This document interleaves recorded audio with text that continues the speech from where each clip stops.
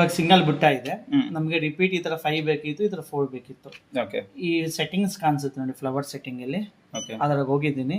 ಇಲ್ಲಿ 1 ಕಾಣಿಸುತ್ತೆ ನೋಡಿ, ಇದು ಅಗ್ಲದು 1 ಇದೆ.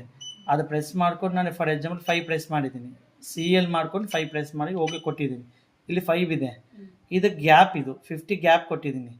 50 ಗ್ಯಾಪ್ ಪಾಯಿಂಟ್ ಇರುತ್ತೆ ನೋಡಿ, ಇಲ್ಲಿ ಪಾಯಿಂಟ್ ಇಂಪಾರ್ಟೆಂಟ್ ನಮ್ಗೆ. ಓಕೆ ಕೊಟ್ಟಿದ್ದೀನಿ. ಫಾರ್ ಇವಾಗ ಎಕ್ಸಾಂಪಲ್ ನೋಡಿ, ಇದಕ್ಕೆ 1 2 3 4 5 ಬಂದಿದೆ. ಗ್ಯಾಪ್ 50 ಇಕ್ಕಿದ್ದೀನಿ. ಅದಕ್ಕೆ 80 ಮಾಡಿದ್ದೀನಿ ಅನ್ಕೊಡಿ. ಗ್ಯಾಪ್ ತುಂಬ ದೂರ ಬರುತ್ತೆ, 80 ನೋಡಿ. ಇವಾಗ ಆಚೆ ಹೋಗಿದೆ, ರೆಡ್ ಮಾರ್ಕ್ ಬಂದಿದೆ, ಆಚೆ ಹೋಗಿದೆ. ಫಾರ್ ಎಕ್ಸಾಂಪಲ್ ಗ್ಯಾಪ್ ಹತ್ರ ಬೇಕಿತ್ತು, 40 00 ಬರ್ತೀನಿ, ಪಾಯಿಂಟ್ ಇದೆ. ಇವಾಗ 40 ಓಕೆ ನಮಗೆ. ಇನ್ನು ಹಿಂಗೆ ಈ ಥರ ನಮ್ಗೆ ಜಾಸ್ತಿ ಬೇಕಿತ್ತು ಅನ್ಕೊಡಿ. ಇಲ್ಲಿ 1 ಇದೆ ಅಲ್ಲ, ಅದಕ್ಕೆ ನಾನು 3 ಮಾಡ್ತೀನಿ. For example CL 3. ಈ ಗ್ಯಾಪ್, ಇದು ಗ್ಯಾಪ್ ಏನು ಮಾಡ್ತೀನಿ, ಫಾರ್ ಎಕ್ಸಾಂಪಲ್ 25 ಇರ್ತೀನಿ, CL 25. ಓಕೆ, ಇದು ಓಕೆ ನೋಡಿ. ಈ 25 ಕಡೆ ಗ್ಯಾಪ್ ಹತ್ರ ಬಂದಿದೆ. ಇದಕ್ಕೆ ದೂರ ಬೇಕಿತ್ತು ಅನ್ಕೊಡಿ. ಅದಕ್ಕೆ ಜಾಸ್ತಿ ಇನ್ಕ್ರೀಸ್ಮೆಂಟ್ ಮಾಡ್ಕೊಂಡು CL ಪ್ರೆಸ್ ಮಾಡಿಕೊಂಡು 70 ಪ್ರೆಸ್ ಮಾಡಿದ್ದೀನಿ ಅನ್ಕೊಡಿ, 700 ನೋಡಿ.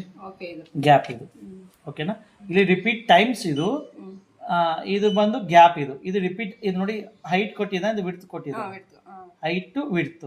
ಇದು ಗ್ಯಾಪ್, ಒಂದಕ್ಕೊಂದು ಗ್ಯಾಪ್ ಎಷ್ಟು, ಇದು ಅಗಲ ಗ್ಯಾಪ್ ನೋಡಿ, ಗ್ಯಾಪ್ ಕಾಣಿಸುತ್ತೆ ನೋಡಿ, ಈ ಗ್ಯಾಪ್ ಅಂತ ಅರ್ಥ. ಈ ಹೈಟಲ್ಲಿ ಗ್ಯಾಪ್ ಎಷ್ಟು ಬೇಕಂದ್ರೆ ಅಷ್ಟು ಅರ್ಥ. ಓಕೆ ಪ್ರೆಸ್ ಮಾಡಿ ಆಟೋಮೆಟಿಕಲಿ ಇವಾಗ ಸೆಟ್ ಮಾಡ್ಕೊಂಡ್ಬಿಡೋದು ನಾವು.